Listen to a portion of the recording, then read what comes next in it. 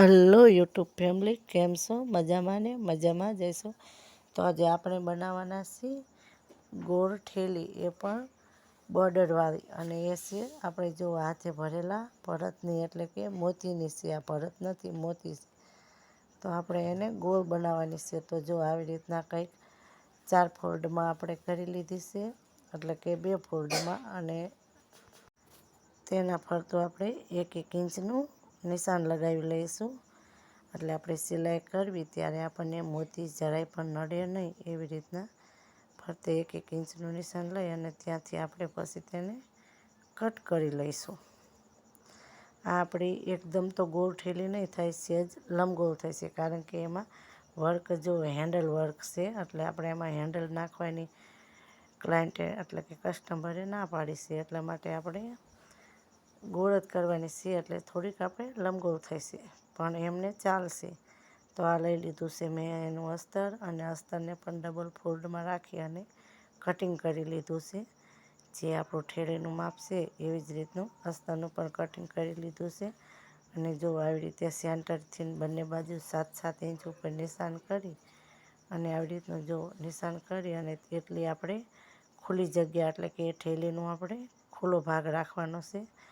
એટલે ત્યાં આપણે નાનું એવું એક કટ લગાવી લઈશું, એટલે આપણને ભૂલી ન જવાય. અને એટલું આપણે ખુલ્લી જગ્યા રાખવાની છે. અને બીજા ભાગનો આપણે બોર્ડર કાપશું. તો બોર્ડર આપણે રેડી આપણે 4 ઇંચની જોઈતી છે, એટલે આપણે 5 ઇંચ ઉપર નિશાન લગાવીશું.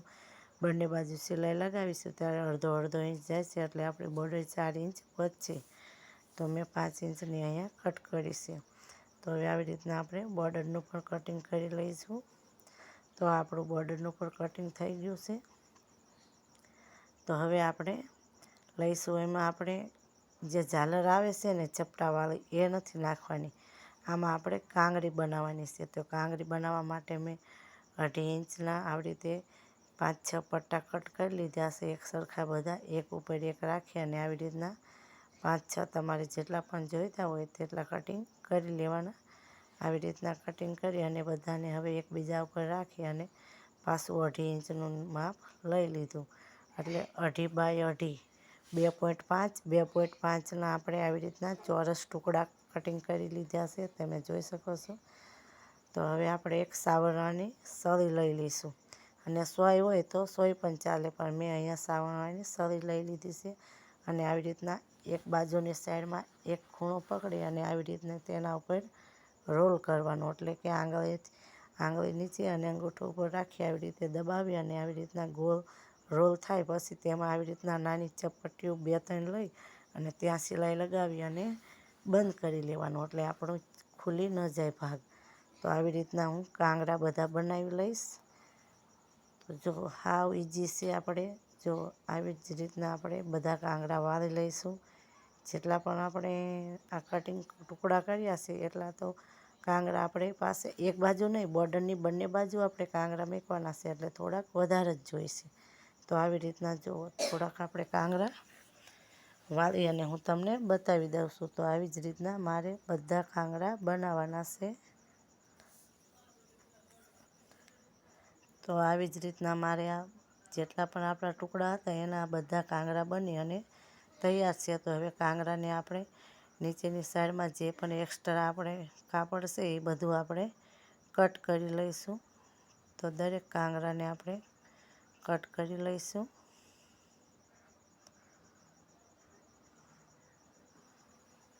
તો આવી જ રીતના મેં બધા કાંગરા કટ કરી લીધા છે. અને કાંગરાને આપણે હવે સાઈડમાં રાખીશું અને લઈશું આપણે ઠેલીનો એક ભાગ અને એક ભાગ અસ્તરનો. તો એક ભાગ મેન કાપડનો અને એક ભાગ આપણે અસ્તરનો લઈશું. અને મેન કાપડ છે એને આપણે ખુલ્લું કરશું અને જ્યાં પણ નિશાન આપણે બંને બાજુ કર્યા છે ત્યાં આપણે તેના ઉપર અસ્તર રાખી અને પછી સિલાઈ લગાવવાની છે. એટલે અસ્તરને એના ઉપર સરખું આપણે સેટ કરી અને રાખી લેવાનું. અને આવી રીતના જો આ નિશાનથી સામા નિશાન લગાવીને આપણે સિલાઈ લગાવી લેવાની. સિલાઈ લાગી જાય એટલે તેના ઉપર નાના નાના આપણે કટ પાડી દઈશું. ગોળાઈનો ભાગ છે એટલા માટે. અને પછી ત્યાં આપણે જ્યાં પણ આપણે સિલાઈ લગાવી તેના ઉપર ધારી સિલાઈ લગાવી લઈશું. અને ફરતે ત્રણેય બાજુ બધું આપણે ગોળાઈમાં અસ્તરને અને મેન કાપડ બંનેને જોટિંગ કરી લઈશું.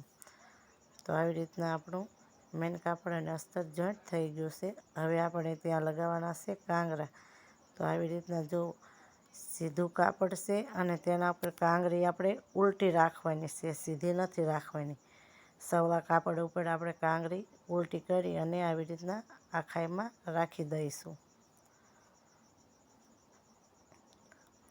તો આવી જ રીતના હું આખી બાજુ આ નિશાનથી તે પહેલાં નિશાન લગન આખાઈમાં આપણે કાંગરા લગાવી લઈશું.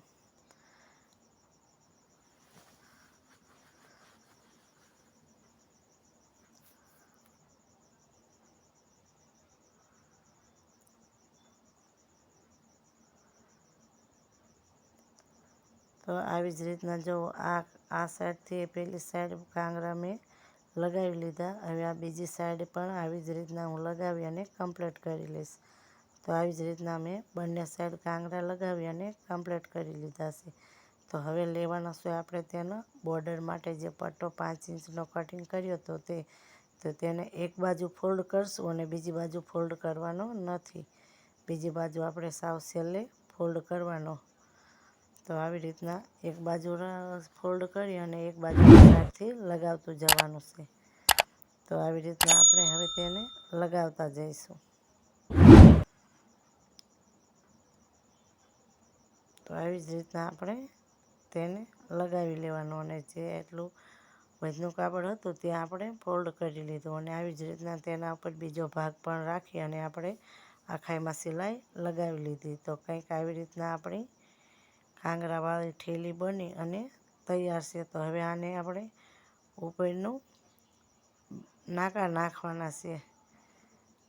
તો આ કંઈક આપણે ખાલી આવી રીતના ઠેલી બની અને તૈયાર થઈ જશે. હવે ઠેલીમાં આપણે બંને બાજુ ધારી સિલાઈ લગાવીશું એટલે કે આપણા કાંગરા અને ઠેલીની ફિનિશિંગ એકદમ સરસ રીતે દેખાઈ દે. એટલે આપણે આવી રીતના તેને બંને બાજુની સાઈડમાં ધારી સિલાઈ લગાવી લઈશું એટલે એકદમ સરસ રીતે આપણે ઠેલી ઉઠાવવા આપશે. તો કંઈક આવી રીતના આપણે બંને બાજુ કાંગરા પર અને બોર્ડરનો ભાગ રાખી અને ધારી સિલાઈ લગાવી લીધી છે. હવે તમે જોઈ શકો છો ઠેલી કેટલી સરસ લાગે છે. હવે આપણે એના નાકા અટેચ કરવાના છે. તો નાકા માટે મેં 4 ઇંચ પહોળાઈવાળું અને 34 ઇંચ લંબાઈનું કાપડ લીધું છે. હું વિડીયોમાં તમને બતાવવું ભૂલી જઈશું. તો એને આવી રીતના ફોલ્ડ કરી અને આપણે તમારે જેટલા પણ પગતા નાકા રાખવા હોય એટલા રાખી અને ફોલ્ડ કરી લેવાના. તો જો આવી રીતના મેં એક નાકું આપણે 17નું બનશે અને તેની પહોળાઈ છે આપણે 1 ઇંચ. તો આવી રીતના જ્યાં પણ નિશાન આપણે લગાવ્યા છે ત્યાં આપણે આવી રીતના નાકાને મશીનને થોડુંક આગળ પાછળ કરી અને તેના પર રફ સિલાઈ જે આપણે લગાવી છે એટલે લગાવી અને નાકાને મજબૂત રીતે તેમાં જોઈન્ટ કરી દેવાના. તો આપણી ઠેલી બની અને તૈયાર છે. તો તમને વિડીયો કેવો લાગ્યો તે તમે મને ચોક્કસ કહેજો. વિડીયો ગમ્યો હોય તો લાઈક કરજો, શેર કરજો અને મારી યુટ્યુબ ચેનલમાં ન હોય તો ચેનલને સબસ્ક્રાઈબ કરી લેજો.